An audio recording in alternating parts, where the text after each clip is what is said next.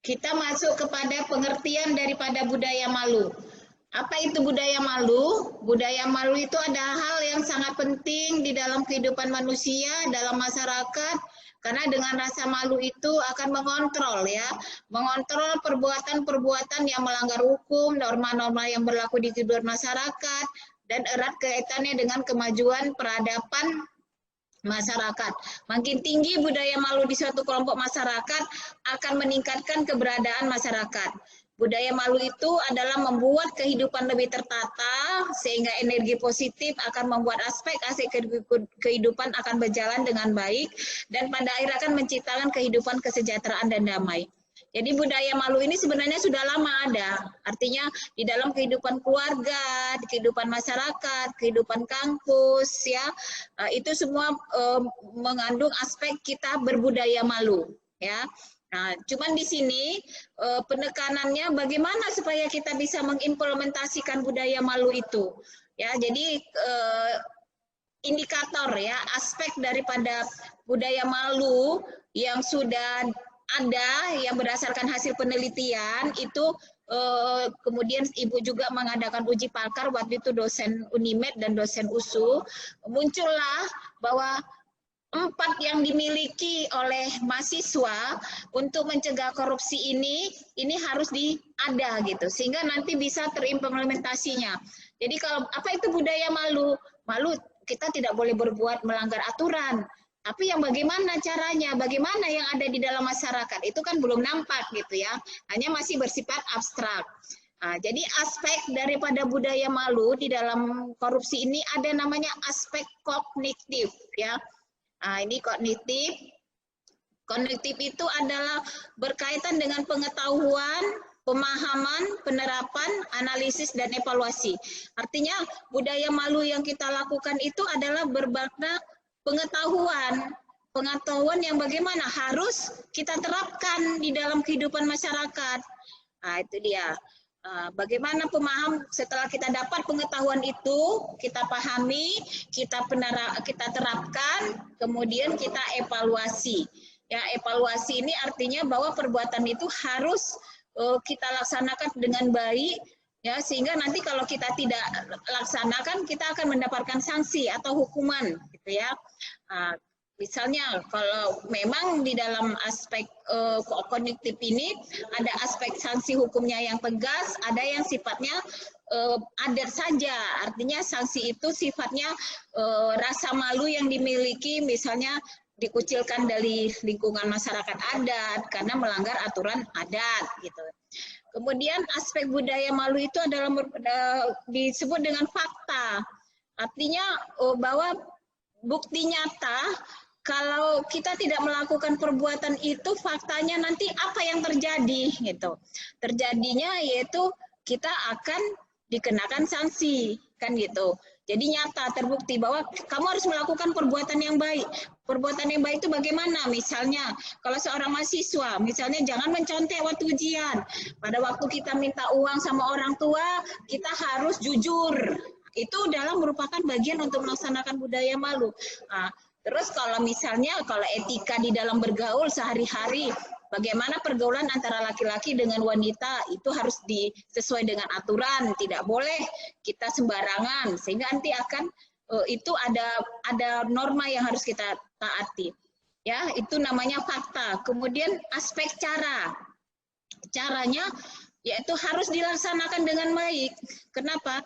Karena itu tadi, jadi antara kognitif, fakta, cara itu adalah saling ketergantungan. Artinya aspek kognitif itu adalah merupakan pengetahuan, aspek fakta itu adalah memang nyata yang harus kita laksanakan, kemudian yang ketiga ada norma yang harus kita patuhi, karena kalau tidak kita lakukan akan melanggar sanksi. Yang keempat itu adanya namanya kebiasaan. Budaya malu atau kebiasaan baik itu harus dilaksanakan secara berulang-ulang, ya. Karena kalau kita sudah menjadi berulang-ulang akan menjadi frame bagi diri kita untuk tidak melakukan perbuatan tersebut. Misalnya contohnya kita tidak boleh mencontek. Dari awal itu kita tanamkan diri kita, membiasakan diri untuk tidak mencontek, berarti kita sudah tidak melakukan suatu perbuatan yang tidak baik gitu. Nah, misalnya kemudian disiplin. Disiplin, misalnya kita terbiasa, sudah membiasakan diri, ya datang itu tepat waktu, karena sudah ala bisa karena biasa. Itu kan ada istilah kan, adat budaya menyatakan ala bisa dan biasa. Jadi kalau itu kita laksanakan, insya Allah akan dengan sendirinya. Kalau kita kayak saya sendiri kan, misalnya sudah tepat waktu, saya sudah membiasakan diri untuk disiplin. Jadi kalau sudah datangnya tepat waktu, kalau kita nggak datang terlambat, kita juga nggak enak karena apa, sudah nyata, sudah biasa. Atau kalianlah coba mengandaikan diri kalian apa yang sudah terbiasa yang kamu lakukan. Bisa saya tanya jawab, Pak Fikri, bisa saya tanya Fikri? Halo Pak Jo. Pak Fikri.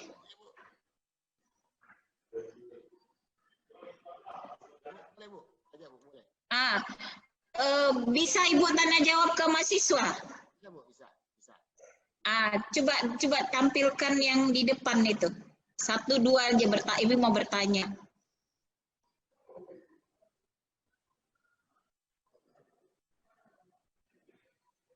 Yang cewek, 1 orang cewek, siapa namanya?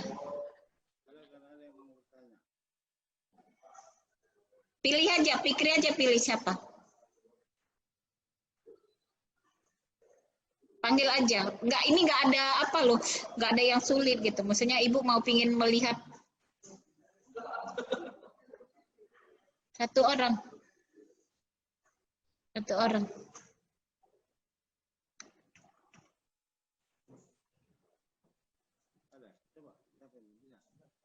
Tanya aja apa yang mungkin tanya tentang budaya malu tadi yang dijelaskan Ibu itu.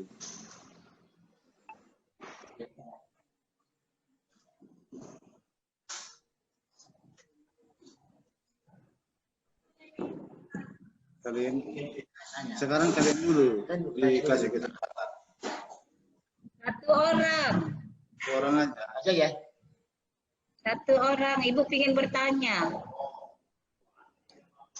Bisa. Coba.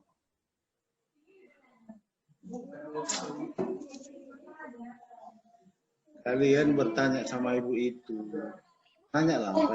Bukan Ibu yang mau bertanya ke dia, 1 orang. Ibu yang bertanya. Bu Nelvi yang mau bertanya. Coba panggil 1 orang. Bisa. Nah, Bok, sini dulu. Udah? Taruh sebentar. Iya.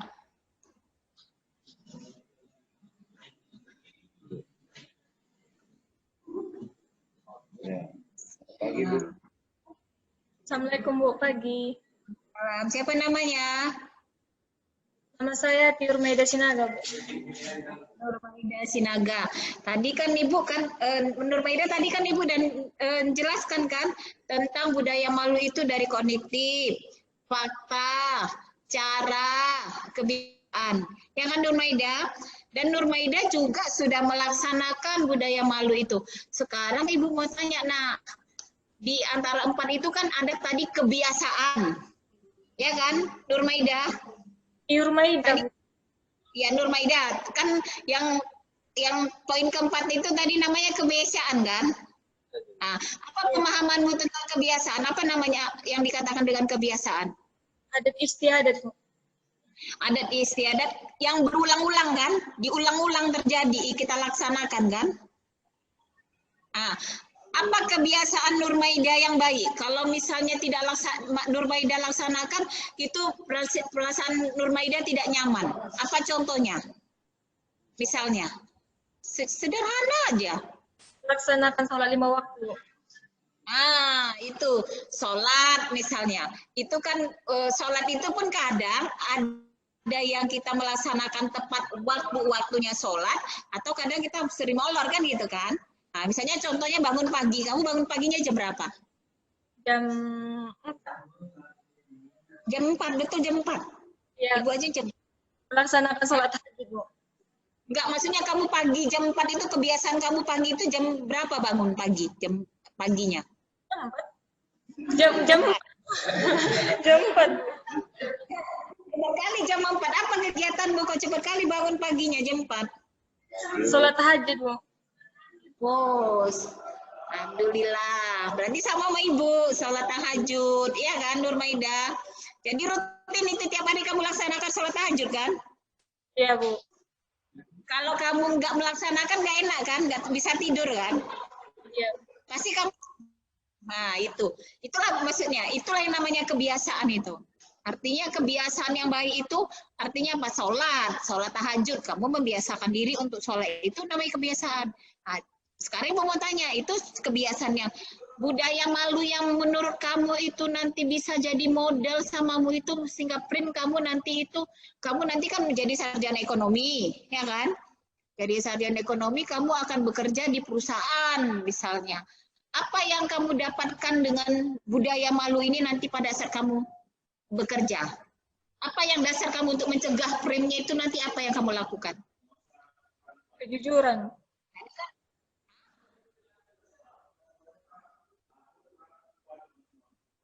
Apa kan kita budaya malu tadi, norma, aturan, semua aktivitas yang berkaitan dengan tidak baik itu kita malu untuk melakukannya. Sekarang andai kamu nih nanti kamu mau jadi kerja di perusahaan atau jadi bendahara atau apa dasarmu nanti sehingga ini jadi malu, apa yang kamu lakukan sehingga nanti bisa mencegah korupsi? Apa misalnya? Tadi kan Ibu jelaskan ke dalam pendidikan karakter. Pendidikan karakter. Jujur, Bu. Jujur. Jujur itu kamu lakukan nggak setiap hari? Terkadang. Lihat situasi. Jujur kamu lakukan setiap hari? Ya kan? Iya, Bu. Nah, itu. Jujur. Ya, kalau kamu jujur, ya kan? Kalau kamu jujur, itu kamu jadikan frame nanti, pada saat nanti kamu masuk ke lingkungan kerja, insya Allah kamu akan berhasil. Kenapa? Misalnya kamu jadi bendahara nanti. Jadi bendahara kamu pegang uang, misalnya ratusan juta. Ya kan? Nah, jadi kamu harus, memang itu adalah menjalankan tugasmu sebagai bendahara. Itu ya Nurmaida ya. Makasih ya Nurmaida. Coba satu lagi yang cowok, Ibu minta satu lagi cowok. Coba. Pak, enggak apa-apa, ada nilai ujian ini. Ayo, siapa ini? Buat. Enggak apa-apa, ada masalah. Orang pertanyaannya apa? Oke. Assalamualaikum, Bu. Selamat pagi. Siapa namanya? Aswad Ibrahim Simatupang, Bu. Aswad. Ibrahim aja lah Ibu panggil ya. Nama Ibrahim Nabi ya kan. Nah, Ibrahim, kebiasaan apa yang tidak baik kamu buat Ibrahim? Kebiasaan yang tidak baik. Nah, kebiasaan yang tidak baik. Kalau cowok apa nih? Balap-balap, Bu. Balap-balap. Nah, itu kan nggak boleh kan? Nah, kebiasaan itu adalah melanggar aturan, ya kan? Jadi kamu jangan lakukan itu, oke? Kebiasaan itu. Nah, sekarang kan Ibu nanya tadi kan udah Ibu jelaskan indikator untuk melaksanakan budaya malu di dalam kehidupan sehari-hari bagi mahasiswa itu ada 4 tadi kan. Yang pertama itu kognitif, yang kedua itu fakta, yang ketiga cara, yang keempat kebiasaan. Udah. Sekarang tadi kamu balap-balap, kamu tuh nggak usah, jangan lakukan balap, ya kan ini. Nah, sekarang kamu sudah mau Ibu perkenalkan dengan budaya malu yang harus dilaksanakan setiap hari. Kamu nanti cita-citanya setelah tamat dari sarjana ekonomi mau kemana kerjanya? Usaha, Bu. Hah? Usaha, Bu. Jadi pengusaha. Insya Allah mudah-mudahan ya Ibrahim jadi pengusaha sukses, ya. Nah, sekarang Ibu mau tanya, kalau kamu menjalankan bisnis, ya kan? Nanti kan bisnis ini orientasimu, ya kan? Orientasimu bisnis. Apa yang kamu ambil setelah diperkenalkan dengan budaya malu ini nanti di dalam kamu untuk masa depanmu? Apa yang kamu lakukan? Kejujuran sama dermawan, Bu. Kejujuran dan dermawan. Hebat kamu ya dermawan. Sudah kamu mulai sekarang dermawannya? Kalau Sudah dermawan, kamu mulai sekarang? kalau kejujuran sudah, Bu. Hah? Dermawan? Dermawan itu Sudah, Bu. Tapi kalau dermawan, dermawan itu tidak harus kita mampu banyak uang baru kita serahkan, enggak, ya kan? Jadi kejujuran. Jadi intinya kamu malu untuk tidak jujur. Tidak jujur itu misalnya jangan contek ujian, itu udah termasuk jujur ya. Jadi Ibrahim jangan mencontek lagi kalau ujian karena karakter itu terbentuk dari sekarang. Jadi yang dikatakan jujur itu bukan berarti kita jujur untuk tidak jujur terkait uang, ya. Jujur itu semua aspek daripada perbuatan yang harus kita lakukan itu sudah terkait dengan kejujuran. Ya Ibrahim? ya, Bu. Oke? Oh, ya. Kasih ya Ibrahim. Ya, Bu. Ya, bisa kembali ke tempat. Kemudian aspek daripada untuk budaya malu ini juga sudah pernah didiskusikan waktu itu sama Pak Solin bahwa ada beberapa aspek waktu itu kita komunikasikan terkait untuk supaya implementasi budaya malu ini bisa terrealisasi itu ada beberapa aspek. Yang pertama itu aspek kognitif yaitu pengetahuan, pemahaman, penerapan. Kemudian yang kedua itu adalah aspek cara.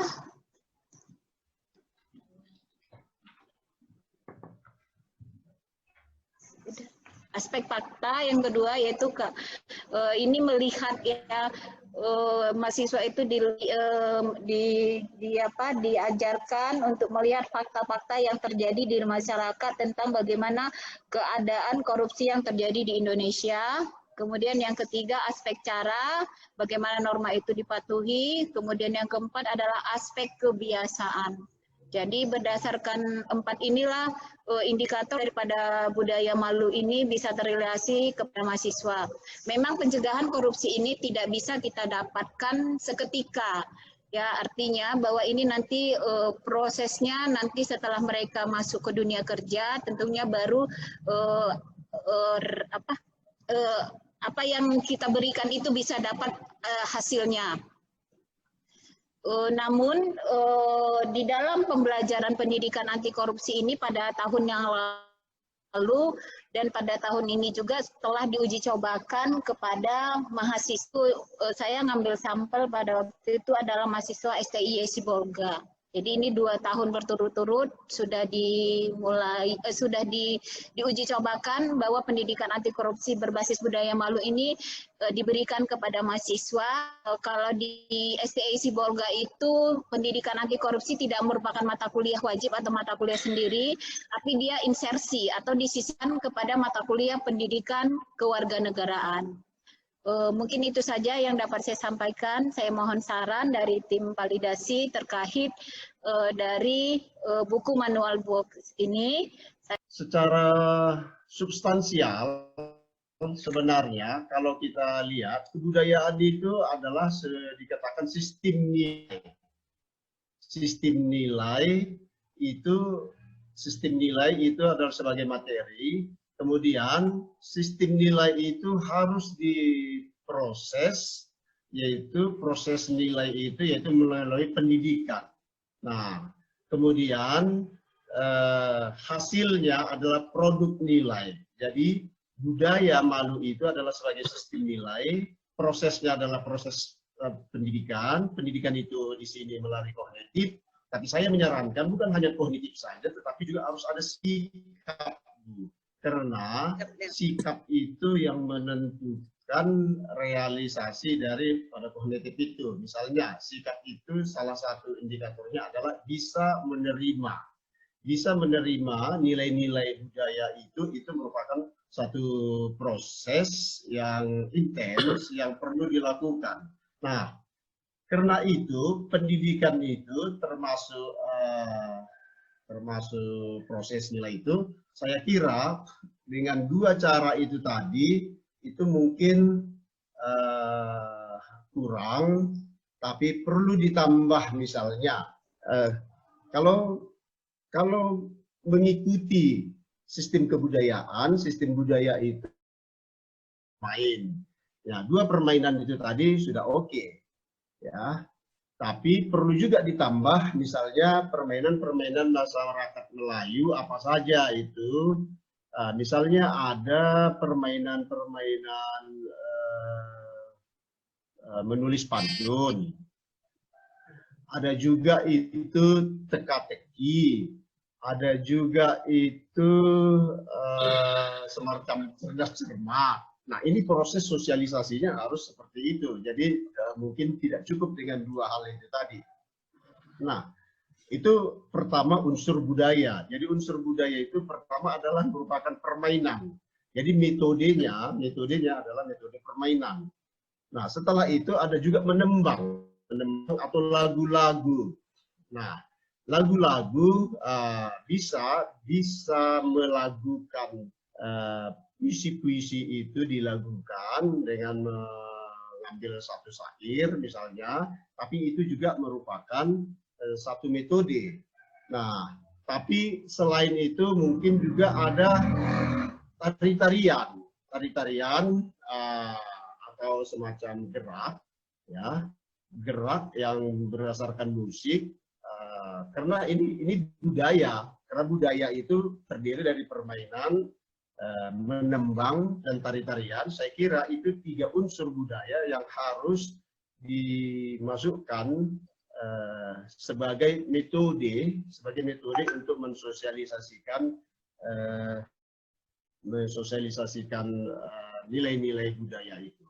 Nah, kalau sudah demikian, maka di sini budaya itu ya sebagai reproduksinya yaitu reproduksi nilai. Nilai-nilai itu artinya malu melakukan korupsi. Itu intinya. Malu melakukan korupsi itu sebagai reproduksi budaya atau bisa dia menjadi transformasi sosial. Jadi dalam hal ini pendidikan atau kognitif itu berfungsi sebagai penanda atau pembeda karakter. Itu pertama, ya. Jadi penanda atau pembeda karakter malu dengan korupsi. Nah, yang kedua, seharusnya itu bisa mengikat kebersamaan, karena ini harus dilakukan secara bersama-sama, karena korupsi itu sendiri terdiri dari aspek pemberi dan penerima. Jadi secara bersama-sama harus terikat mereka itu dengan nilai-nilai malu itu. Nah, kemudian ini juga harus dilihat sebagai reproduksi atau warisan budaya. Jadi seperti Jepang yang Ibu singgung di dalam buku itu sebagai warisan budaya yang merefleksi dalam kehidupan sehari-hari sehingga mereka malu melakukan korupsi. Nah, yang keempat itu ini harus menjadi kekuatan penggerak dalam kehidupan, ya, dalam kehidupan dalam mencapai tujuan. Jadi saya kira inilah yang menjadi aspek yang paling penting di dalam model budaya malu itu dari kajian kognitif, fakta, kebiasaan untuk mencegah korupsi. Saya kira sementara itu dulu, Bu. Terima kasih. Assalamualaikum warahmatullahi wabarakatuh. Terima kasih, Pak. Memang tadi kan saya tidak uraikan tentang ini ya, Pak. Ini kita diskusi ya, Pak. Aspek kognitif. Ya. Saya hanya sedang menjelaskan selintas. Tapi di sini memang sudah saya munculkan apa itu gambar-gambar atau istilah-istilah Melayu, tapi metodenya memang belum saya masukkan. Jadi metode ya Pak, saya munculkan ya Pak di sini ya di dalam tata cara kognitif itu sudah saya lihat ada pantun di sini kan Pak, saya buat gambarnya, kemudian bagaimana pemahaman Melayu. Tapi metode sosialisasi yang belum, jadi metode sosialisasi itu seperti yang Bapak bilang tadi, kaos oblong, kemudian lomba cerdas cermas, apa terkait dengan budaya Malu itu belum saya masukkan. Nanti saya lengkapi Pak ya di aspek kognitifnya. Kemudian Pak, saya mau tanya, ini kan Pak, ini kan manual buku itu kan semacam buku pelaksana. Artinya bagaimana nanti mengimplementasikannya di dalam kehidupan sehari-hari mahasiswa tersebut. Jadi berdasarkan yang Bapak sebutkan tadi sudah tercakup itu nanti sebagai petunjuk atau panduan ya Pak di dalam aspek budaya Malu yang sudah saya catat tadi ya. Mulai dari metode sudah terangkum. Dari saya Pak. Pertama kalau aspek pendidikan itu ada materinya, ada metodenya. Materinya itulah metodenya ada beberapa hal yang disebutkan tadi. Tapi ini sekarang bagaimana cara penerapannya? Cara penerapannya itu pertama dia kan tidak merupakan mata kuliah ini kan? Dia Pak, tadi kan sudah saya sebutkan berdasarkan Penmeristek Dikti nomor 33 tahun 2019, dia merupakan mata kuliah sisip. Boleh mata kuliah wajib, tapi bisa juga mata kuliah sisipan. Kalau dia sebagai mata kuliah itu sudah bagus. Berarti dia misalnya masih ada nggak ilmu budaya dasar ya? Di pendidikan dalam mata kuliah ilmu budaya dasar berarti dia disisipkan, berarti dari 14 pertemuan mungkin ini bisa sepertiga lah untuk 4 kali pertemuan. Nah, kalau begitu Bu, sebagai sebuah tujuan, dia harus juga dikemas, harus ada kompetensi dasarnya. Nah, itu yang harus dilengkapi di situ. Kompetensi tentang budaya Malu itu, misalnya budaya Malu itu sebagai penanda karakter orang yang beriman. Nah, terus ada tujuannya, ada materinya, ada metodenya. Ini dia kalau sebagai sebuah proses pembelajaran yang harus dimasukkan. Jadi mungkin nanti di akhir-akhir itu bisalah dikemas dia sebagai materi pembelajaran. Kemudian sebagai materi pembelajaran juga harus ada lembar kerja. Lembar kerja inilah yang saya maksudkan tadi, misalnya ada papan nama, selain bisa juga misalnya unsur-unsur bermain itu dibuat dalam bentuk cerdas cermat. Ya, cerdas cermat, karena bagaimanapun ya unsur kognitif itu yang paling penting itu adalah penghafalan, pengetahuan itu. Jadi mereka harus hafal terhadap kembang-kembang terhadap pantun-pantun itu, karena hafal sudah memahami ya. Karena hafal, baru pemahaman, baru penerapan. Kan yang tiga itu yang penting di dalam proses pembelajaran. Jadi yang ketiganya ini untuk menghafal ini bisa dibuat melalui lembar kerja.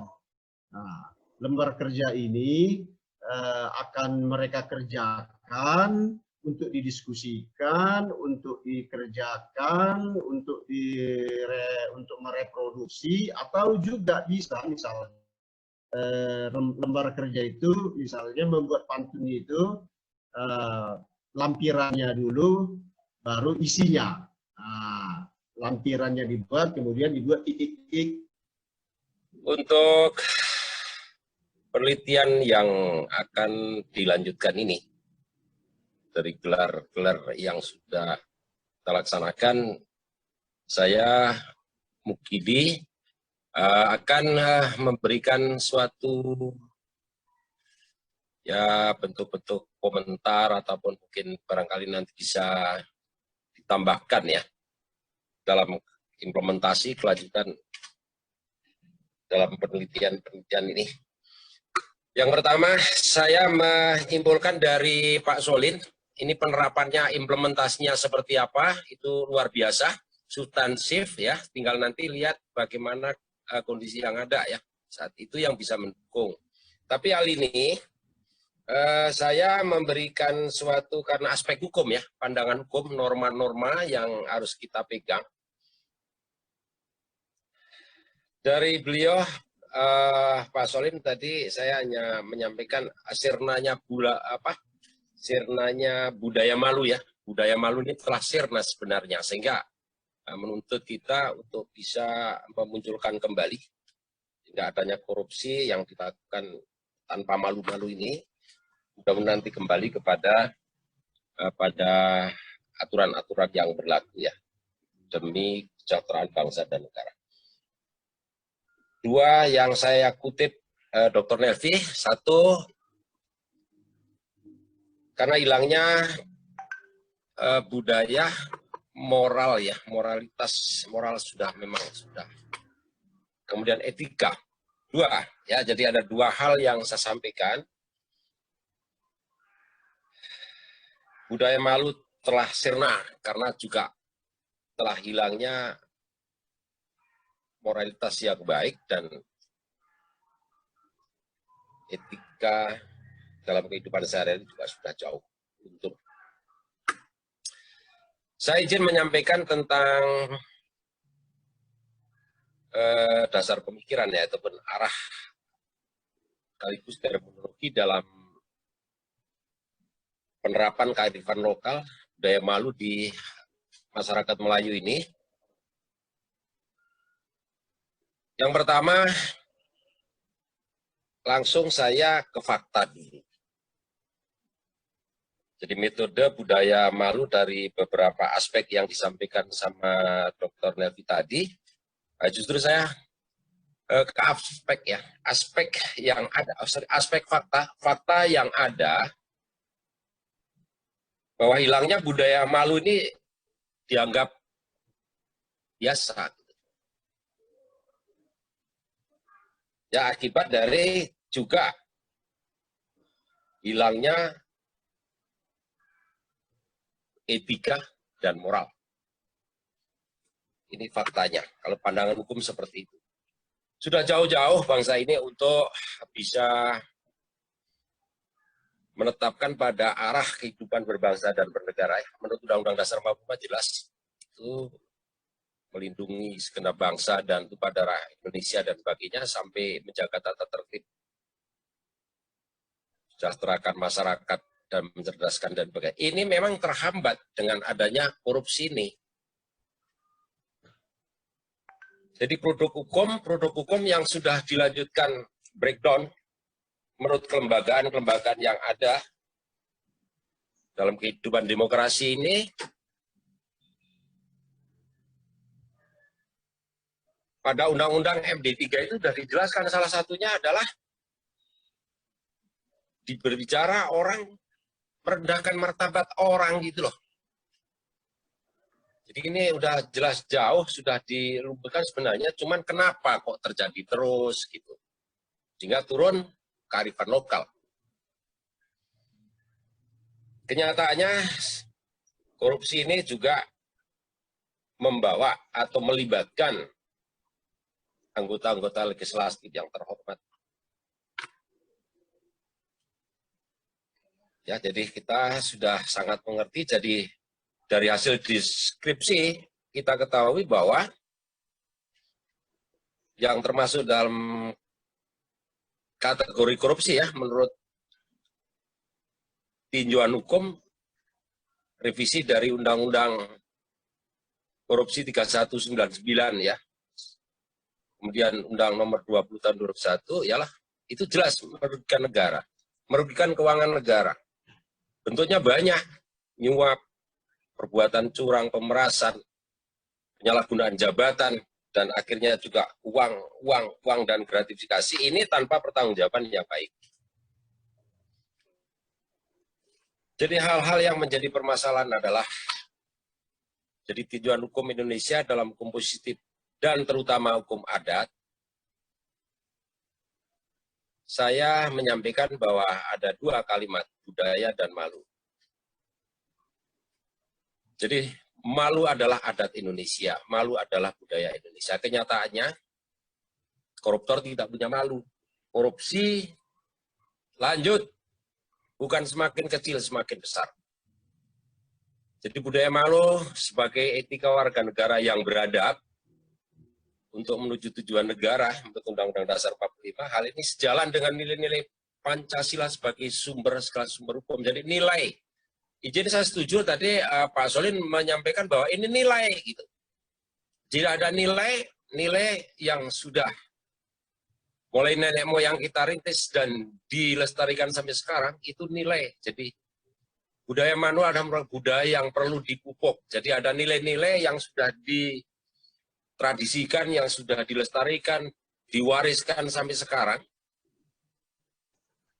Sehingga mestinya harus dipupuk dalam bersosial, mulai bersosial, bermasyarakat, bahkan sampai hidup berbangsa dan bernegara. Karena kenyataannya sudah sampai lembaga negara yang terhormat ini juga terlibat. Jadi ini cara berpikirnya kan sudah memang sirna budaya malu itu. Tidak malu untuk berbuat yang tidak baik dan tidak benar. Jadi esensinya adalah hilang norma-norma ataupun warisan-warisan ataupun yang disebut. Kami menyikapi pada sini adalah mungkin hukum adat. Kalau secara ya ilmiahnya ya kita sudah diajarkan pada Pancasila ini kan seharusnya tidak boleh lagi. Ya, tetapi pelanggaran-pelanggaran korupsi yang ada ini sampai sekarang, kalau dulu ada istilah korupsi itu di bawah meja. Zaman yang sudah sekarang di bawah sama meja-mejanya gitu. Jadi semakin parah gitu. Sehingga relevan, cocok ya menurut saya untuk penelitian ini memang kearifan lokal menjadi senjata ya, menjadi cara untuk mentiadakan korupsi. Jadi menyikapi tentang kearifan lokal ya di dalam kita untuk mencegah korupsi ini itu sangat mendasar dan itu yang harus dilakukan. Hal-hal yang seperti ini yang justru dilupakan. Melupakan yang dasar, hilang yang lebih besar. Ini menurut keindonesiaan bahwa Pancasila itu mewadai nilai semua. Dari aspek kognitif tadi Ibu saya nambahkan sebentar ya. Pendidikan, kami pasti aspekku mendorong. Dalam pendidikan itu mendorong, bahkan itu harus segera dilaksanakan. Bagaimana yang kaitan dengan moralitas dan etika bangsa, etika anak bangsa, etika masyarakat semua. Faktanya sudah saya sampaikan, jadi aspek cara, ini cara hidup, cara banyak ya, cara apa? Cara hidup. Jadi kita, cara hidup sederhana ini sudah hilang. Salah satunya, jadi mahasiswa kita juga dia ajarin bahwa cara hidup sederhana. Tinjauan hukum Islam tadi Pak Solih menyampaikan, kan di Islam sudah jelas, para nabi dan rasul kita juga tidak pernah memberikan contoh hidup yang mewah, yang berlebihan. Sehingga condong ini untuk membawa ke korupsi. Kalau untuk hukum adat ya kaitannya dengan aspek adat, saya menyikapi pada nilai-nilai adat yang memang sudah dibawa ya dan dilestarikan melalui wujud bentuk nilai-nilai Pancasila ya, bahwa nilai Pancasila itu kan dari adat, istiadat, dan budaya. Ini sangat jadi pelanggaran yang dilakukan oleh koruptor ini jelas melanggar Pancasila, jelas. Makanya kembali kepada nilai norma dan moral. Ya, jadi kalau saran saya penerapan atau implementasi pada saat nanti betul-betul misalnya ada kurikulum yang harus diterapkan di perguruan tinggi, di sekolah-sekolah dan sebagainya, ini betul-betul menyentuh ya pada implementasinya itu suatu bagaimana tidak jujur itu seperti apa, orang yang jujur itu seperti apa. Pak, ya, saya seperti itu contohnya. Saya rasa itu dulu ya, terima kasih ya Bu Nerti. Sebentar saya tanggapi Pak, yang mengenai aspek kebiasaan. Ya. Aspek Pembiasan ini kan adalah merupakan bagian daripada hukum ya, hukum adat. Jadi di dalam metode atau caranya itu saya masukkan kepada pendidikan karakter, Pak. Jadi di dalam pendidikan karakter itu kan ada 18 karakter, kemudian seperti arahan dari Pak Solin ya, Pak Solin ini sudah mulai dari kemarin tahun kedua juga memberikan masukan ke saya. Jadi saya arahkan itu misalnya di dalam nilai kejujuran itu saya masukkan ke dalam kearifan lokal budaya Malunya gitu. Jadi seperti pepatah-pepatah, tapi dia bagaimana anak itu diajarkan kejujuran. Jadi lebih difokuskan 18 karakter ini. Metode atau caranya diarahkan kepada kearifan budaya Malu itu terkait dengan pantun atau syair yang ada di dalam kearifan lokal budaya Malu masyarakat Melayu. Mungkin itu Pak yang bisa saya pertegas metode atau caranya. Jadi kita fokusnya di sini bahwa bagaimana implementasinya itu adalah materinya daripada dari kearifan lokal budaya Malu baru diimplementasikan. Mungkin itu yang bisa saya tanggapi di dalam hukum kebiasaan. Kemudian di dalam fakta tadi tergantung nilai ya. Nanti saya perbaiki, buku panduan ini akan saya perbaiki terkait dengan sinkron pendapat Pak Solin dengan Pak Dr. Mukidi terkait tentang buku panduan ini. Terima kasih Pak. Saran-saran ini bisa melengkapi nanti untuk buku petunjuk atau manual buku ini untuk lebih sempurna, sehingga nanti hasilnya bisa dimanfaatkan kepada mahasiswa di dalam materi pembelajaran pendidikan anti korupsi nantinya.